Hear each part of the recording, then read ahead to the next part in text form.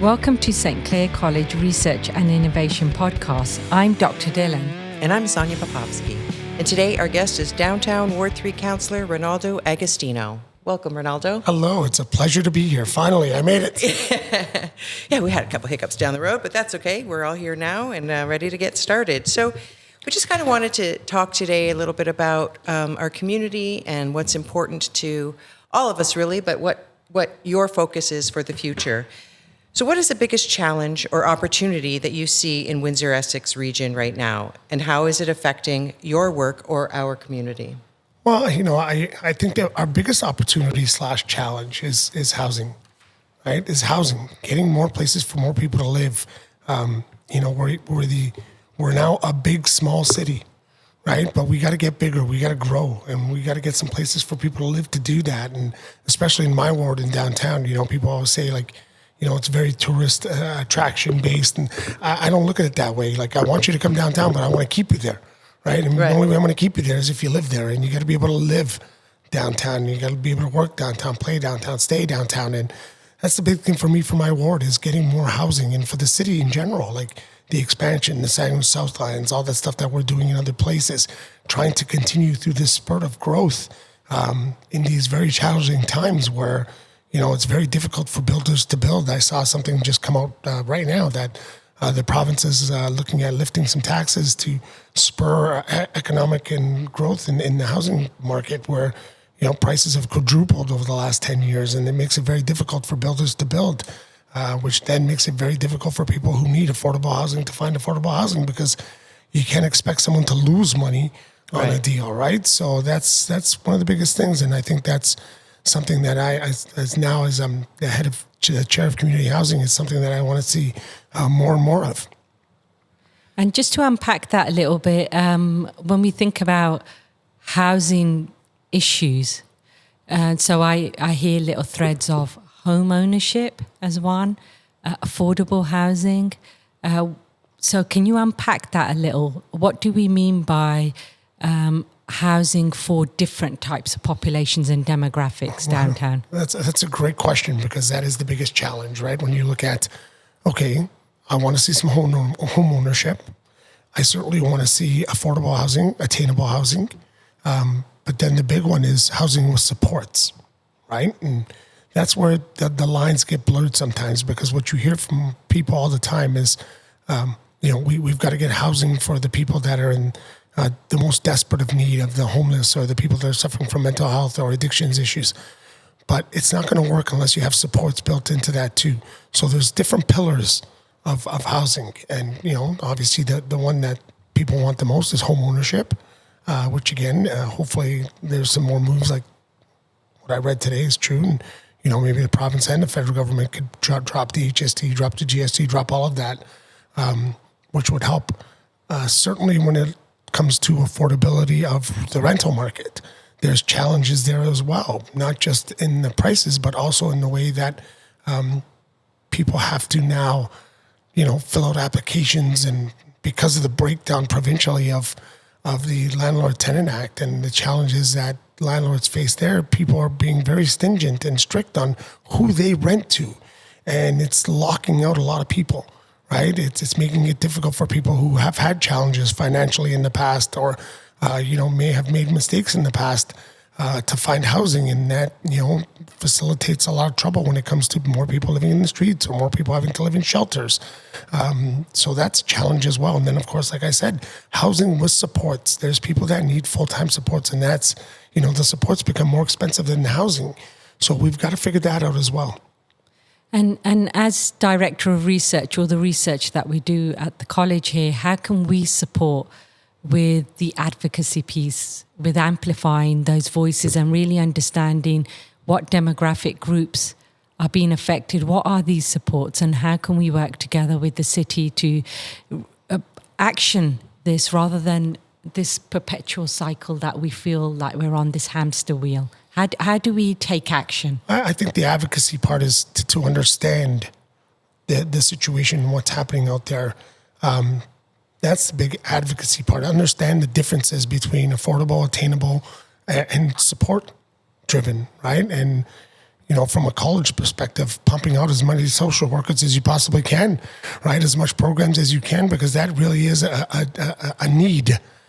We look at, the future of job markets and what we need from society, the jobs, and, mental health is growing, addictions issues are growing, and being able to provide more workers to help in that field will be critical over the next 25 years until we continue to figure this out, right? No one's figured it out yet. Everybody, every day you'll hear from somebody that says, hey, look at this country. Hey, look at that. Nobody's figured this out yet. And our country is suffering from, just like this whole continent is suffering from more and more people that are dealing with addictions, that are dealing with mental health, and identifying those issues and then working together to find people to help is something that we desperately need. Okay, thank you. Can you share some collaborations that are currently happening within the city and that are helping? Sure. I was at the Moto one yesterday, which is a fantastic effort where people, come to H4 and provide a nice, healthy brunch. I think it was brunch. Yeah. Right? And you see, it's not just when you're there. When I was there for a brief period of time. I wish I could have stayed longer, but I'm going to have lunch with David this week. When you see that it's not just people that are suffering from homelessness, people that are unhoused. It's not just that. It's people that, are maybe in a little bit of poverty, that people, that families and people coming from the Glengarry area. So there's this vision of who needs help right now. That list is growing. When I look at the Downtown Windsor Community Collaborative and the work that they do, when I look at the Women's Shelter, the Mission, H4, there's so much, the Salvation Army. We have so many different things that are happening in this city where we're trying to support as many as we can. And for me, all of them are like little test pilots, because I'll see one organization doing one thing and another one doing another thing, and I hate to see overlap. Right? I hate to see overlap because I'd like to see certain organizations try different things so that we can fail faster. You know what I mean? Let's fail faster to figure out what the solution is. And that's what we need. We need to fail faster, right? And learn from our mistakes and then continue to grow, because, like I said, there's nobody's got an answer yet, right? And the problem continues to get worse, not better. Everyone always says, it's a money thing, it's a money thing, it's a money thing. I don't believe that, right? I don't believe that it's a money thing, because we're throwing so much money at this right now, and, without having the proper data to see what works and what doesn't work.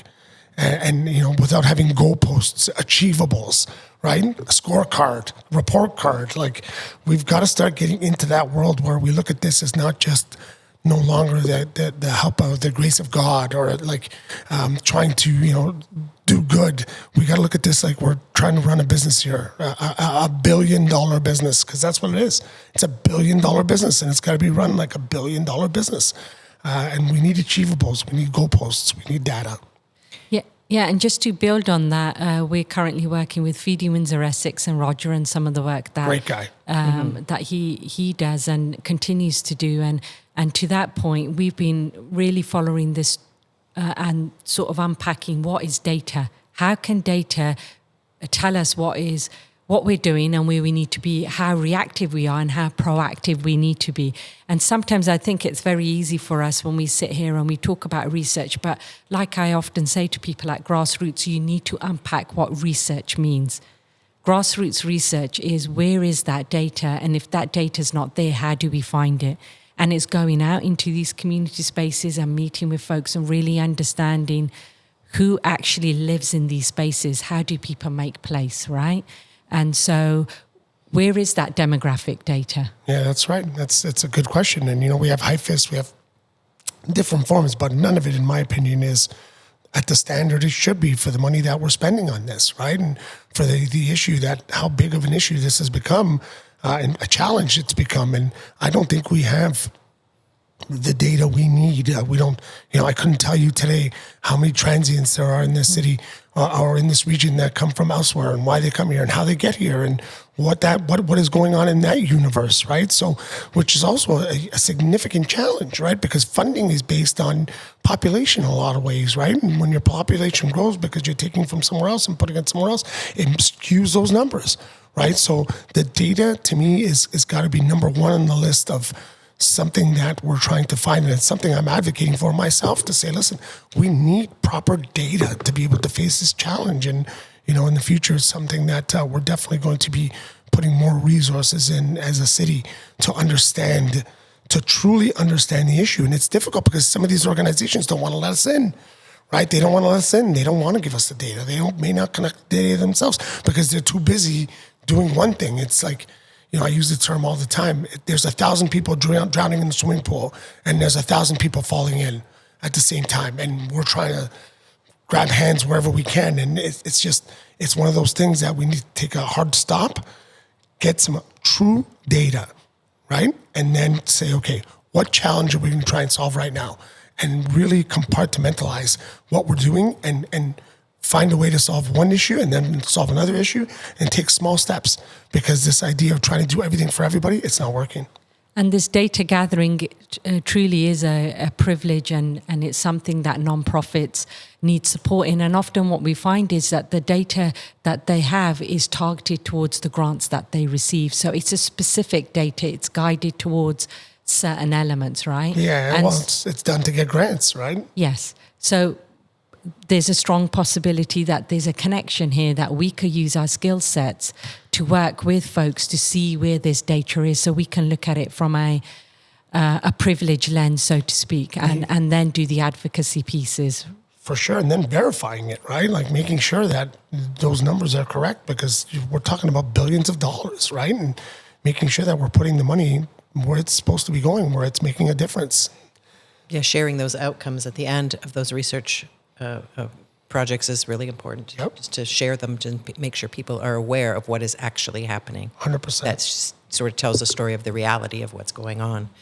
So as far as a gap of support or resources, we as researchers would love to help and get involved. What do you see as the biggest gap in the resources? Getting in the door. Agreed. Right? Getting in the door. Just getting in the door and having some of these not-for-profit organizations, it's such a tough world, and I certainly don't want to point the finger at them, but if you're an organization that is looking for money, trying to get grants, trying to prove yourself as worthy for, the money, why would you tell anybody what you're doing wrong? You wouldn't. Right? You wouldn't. There's no motivation to say, hey, I'm seeing this film. No, you're just going to sell yourself and say, we're good at this, we're good at that. I don't need to know what anybody's good at anymore. I need to know what people are not good at so we can help. Right? And that's part of the challenge here. And again, it's difficult for them, right? And then the fundamental question here is, who has that responsibility and where does that money come from? And if we're all chasing money for operations, non-profits particularly, for survival, then we have to go back and unpack why is that, right? And who takes that responsibility? So who's doing the advocacy that we need operational money and we need these folks? So the way I see it is that there should be a central pot that goes out to these communities because they're serving them, and then we can build data sets, we can build data analytics and the new technology that we're seeing down the pipeline. But it goes back to who actually disperses that money, where does that money come from, and asking those questions, right? And there's a level of oversight there, right? There's a level of oversight that comes with ideas like this to say, okay, we want to try and make sure we're helping as many people as possible. We need the data to prove whether we're working in an efficient space, that things are happening that we need to happen. So we're going to need some oversight, but then we're also going to need some cooperation to say, okay, we don't want overlapping of services, so we don't want two people doing the same thing, right? Because you're still chasing the same money. Sure. And then we want to be able to say, okay, if you're not doing this in this space, for example, I want one food bank, in areas, and there's Meals on Wheels, there's lots of different things, but then I also want one overnight shelter. I want one day program. I want one, so that we're doing it right, but being able to collect the data, right? And once we have that data, then we can make better decisions based on the information that's in front of us, rather than just trying to do everything for everybody, right? Throwing everything at the wall. We can't operate like that anymore. So that's what I'd like to see. That's great. So I know your term is coming due soon, but if you chose to throw your hat in the ring again, what change is the greatest? What is the greatest change you'd like to see in the next 5 years? Oh, I know. Every day. I'm changing things every day. So I can't think 5 years down the road. Like we're seeing a lot of success with a lot of the things we're doing. But, one of the biggest things that I've been trying to figure out, besides the housing component, is to really reshape and revitalize the whole Glengarry area. Like do something different there with that space to really make a difference. And I have a plan, I have an idea, and I have a lot of things in my mind that would work there, and I think that would help make us a better downtown, make us a better community, make us a better city, and that would certainly be a big idea of mine. From the support, I guess, world and some of the challenges that exist there, and some of that rural housing that exists there shouldn't be there. I think we should have a giant tower there, like more. Some vertical growth there, and and then the other thing, if I was to say like what's a fun project I'd like to see, I certainly want to look at continuing to brighten up and revitalize and take advantage of our beautiful riverfront. It's our Niagara Falls, right? And people have laughed at the whole Ferris wheel and all this other stuff, but they're wrong. You see Detroit is doing it, and I think that is really that's our showcase. That's the nicest part of our city, and I think we need to have more fun things to do down there, more businesses down there, more hospitality down there, more fun, more sporting events down there, and certainly the reimagination of Festival Plaza has finally been decided, and it's something that was really important to me. Now I just got to chase the money to get it done, right? So the beautifying the riverfront, I guess, would be my fun challenge, which. Being the downtown councillor, you don't see too much of that, but it's something I want to focus on as well. That's great. I love ending on a positive note. So do you want to maybe share your greatest success over the last few years? Share your successes. There's so much, and people say this to me all the time. They say, what's your favorite thing? What's the most successful thing you've done? Is it strengthen the core? Is it some of the BIA stuff? Is it some of the lighting projects? Is it some of the housing stuff that we've announced that we're going to announce? None of that is my favorite thing, because you know what? Even though you'd have to pay them a lot more than you pay me, there's someone on this planet that can do those kind of things, right? There's somebody that could do that kind of stuff. You're going to have to pay a lot more than you pay me, but there's other people out there that could do that. For me, the most important thing is, or what I'm most proud of is, there's probably been about 10 times in this term where I've helped someone get their hydro turned back on, where I helped somebody get their gas turned back on, when I helped somebody who couldn't find a place to live because they didn't have proper credit or they were in trouble, where I've been able to make the phone calls to people and say, listen, you got to help me out on this one. Those are the things that make me the most proud of what I've done, because I know there's nobody else on this planet that could have done that, right? You got to be able to hustle people to be able to get people to convince people, to give people a chance. And that's what I'm really, really good at. That, again, like there's nobody else that could have done that. And to be able to do that, and then you see the joy in people. So I had one gentleman couldn't see his kids, right? Because he was living in shelter, he wasn't allowed to see his kids, and the conditions of being able to see his kids was to get a home. And he couldn't get a home. Nobody would take him. And we kept going back and forth, and I kept talking to people saying, listen, we got to find this guy a home. Found him a home. Imagine that, the guy's able to see his kids because something that was able to help him get in a place to live where they finally could come visit him. Again, that's success. Those are things that I'll remember, those moments. All the other stuff is great, don't get me wrong, but, it's those moments where, someone didn't pay their bill and needed help with NWIN or Union Gas, and, the council's got to pick up the phone and call in a favor. And those are moments that, when you see the appreciation from people, that's better than anything else. It's the human side of your job, your and life. just to extend that, I can't get a job because I don't have a permanent address to put on my application. So how do I do that? That, and then thinking about what that journey looks like when people, there's a stigma around your mental well-being or the fact that you don't live in a home, and maybe folks don't want to live in a home.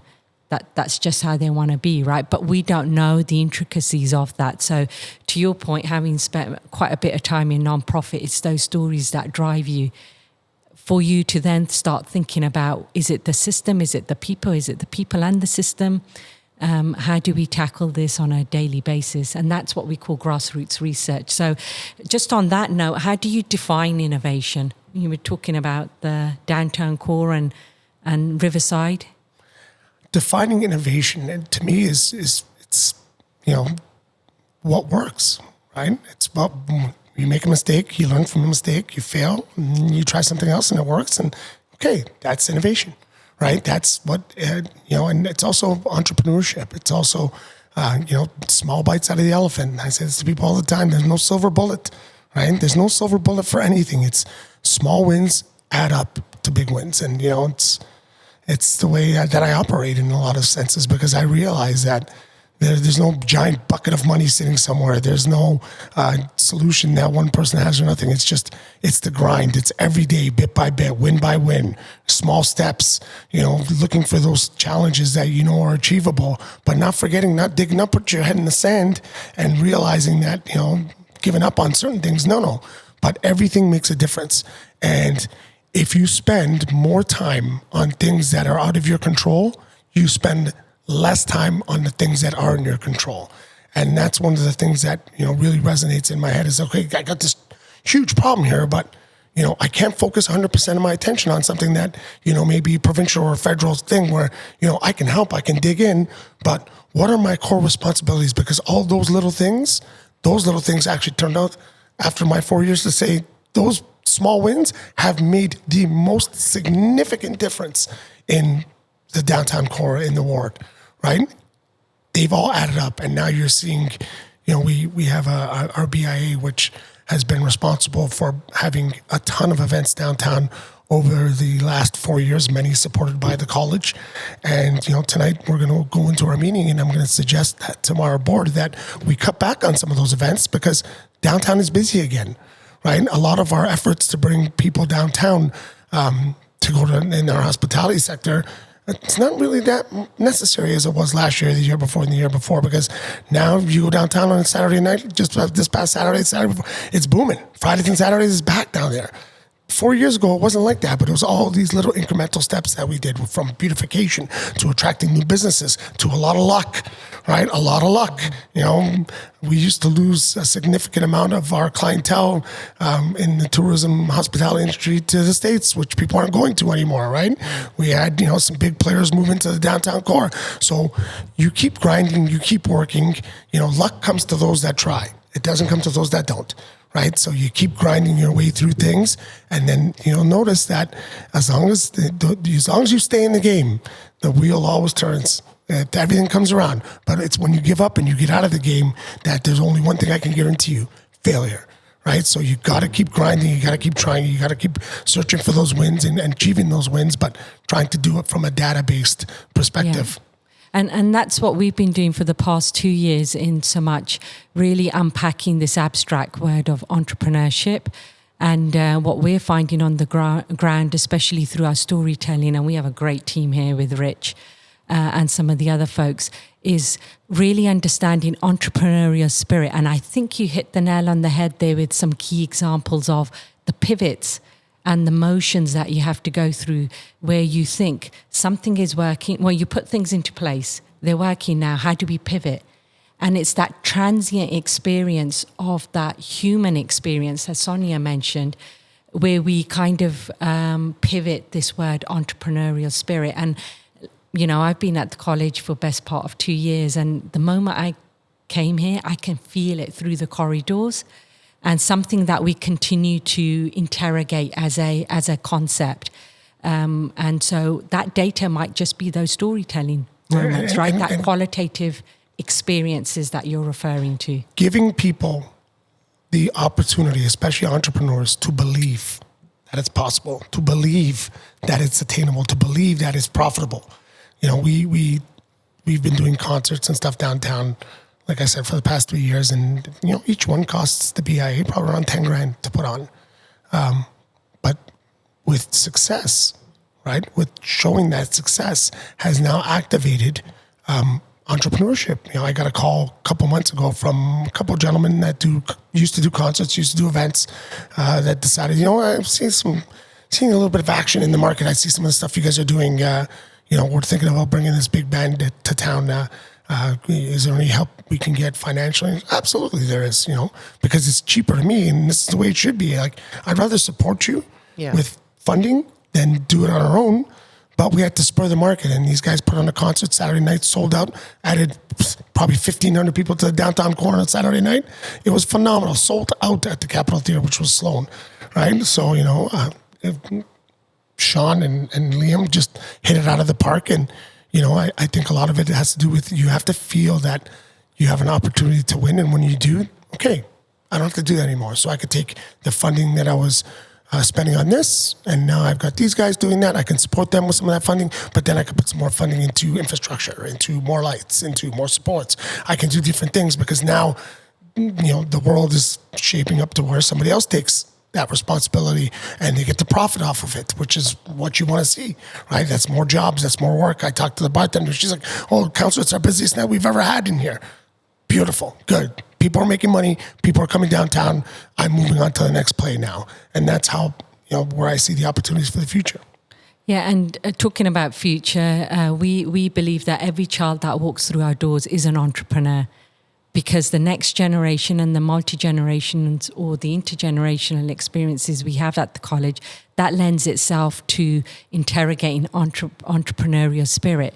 And I truly believe that everybody has it within them. It's just understanding how to make that tangible. How does that experience come to be in this world, right? So you've given some really concrete examples there, but we have our annual Ford Showcase, and we work with WeTech and some other wonderful folks in the community as well as the university. And so really thinking about the next generation, do you have a message for our next generation that lives within these walls here at the college about being an entrepreneur and where they can go with their dreams?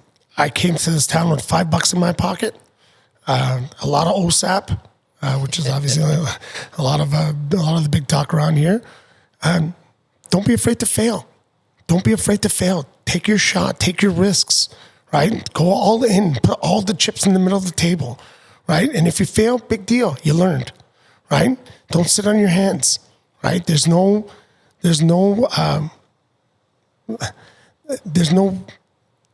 need to feel that failing is a bad thing, because it's not. Right? It's not. Failing is a good thing, especially when you're young. Yeah. Right? Take those risks. Go ahead. Get in there. Get in the game.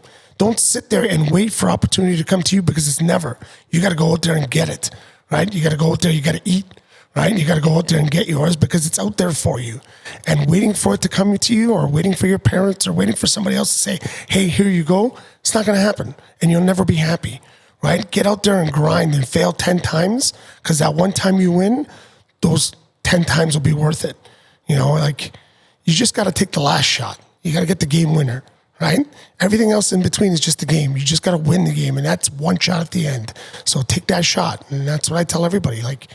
Learn as much as you can, and don't be afraid to fail. Don't be afraid to take that shot, because that's what makes all the difference in the world. I had no aspirations of being in politics, of doing any of this stuff. And one day I just decided I was going to take my shot at it. And the amount of change I've been able to make in 4 years has changed my life.